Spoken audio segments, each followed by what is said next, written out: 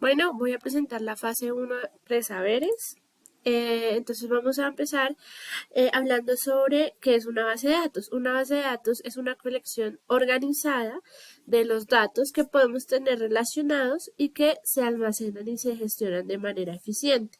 Entonces, estos datos pueden incluir la información que nosotros queramos, por ejemplo, si tenemos una empresa, la información de nuestros clientes, de nuestros vendedores, de las facturas que emitimos, de los productos que vendemos, ¿cierto? Eh, Se utilizan obviamente para almacenar y recuperar información de manera estructurada, permitiendo la gestión eficiente y la generación de informes útiles. Entonces, con nuestra base de datos, además de poder almacenar los datos, vamos a poder analizarlos. Por ejemplo, analizar comportamiento de ventas en la empresa. Gestor de base de datos. Entonces, mientras la base de datos son esos datos, ese compendio de datos que nosotros estamos guardando o almacenando, un sistema de gestión de base de datos es el software que nos permite hacerlo. ¿Qué nos va a permitir ese sistema de gestión de base de datos? La creación, la manipulación y la gestión de nuestros datos. Y nos va a proporcionar una interfaz que nos permite definir la estructura de los datos, realizar consultas, administrar la seguridad, ¿sí? De los usuarios que nosotros tenemos en la base de datos, qué es lo que queremos que se pueda ver, qué no queremos que se pueda ver, editar, actualizar, eliminar. Y nos también garantiza la integridad de los datos almacenados allí en la base. Dentro de aquellos problemas que puede presentar una empresa con respecto a los datos, pues la primera y la más común es la inconsistencia de los datos. Cuando los datos se almacenan en muchos lugares y no se sincronizan de manera adecuada, pues vamos a tener discrepancias, vamos a tener contradicciones en la información y pues esto no nos va a permitir tomar decisiones de manera eficiente. El segundo punto es la seguridad.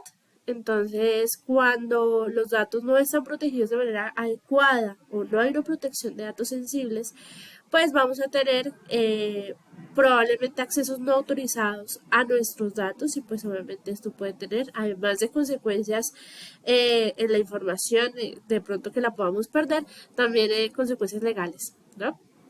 Y la tercera es el rendimiento inadecuado. Entonces, cuando nosotros no tenemos un diseño de base de datos eficiente, pues esto va a hacer que las consultas que realicemos sea lento, que el performance sea como muy deficiente y que los procesos de actualización no se hagan de manera adecuada. Esto obviamente va a afectar la productividad de nuestra empresa y la eficiencia con la que accedemos a los datos.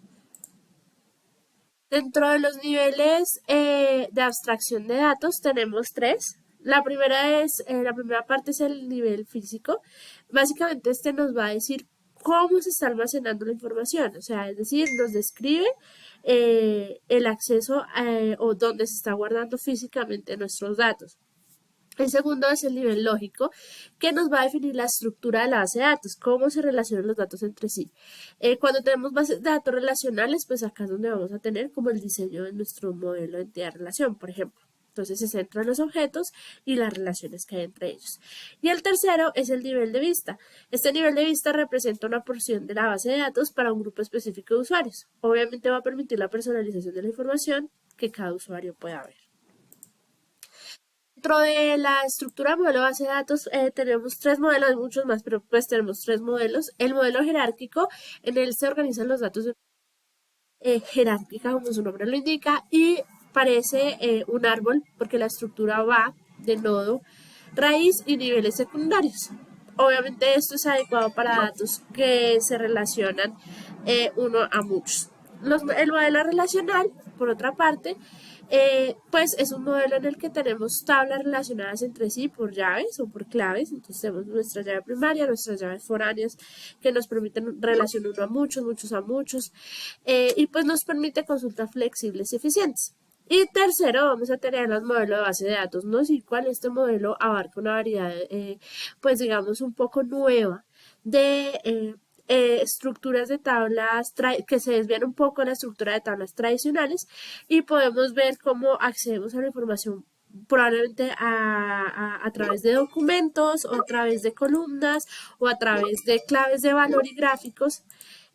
Los sistemas NoSQL son ideales para escenarios donde la escalabilidad y la flexibilidad son esenciales, o sea, estamos creciendo, tenemos una gran cantidad de datos. Eso es todo, muchas gracias.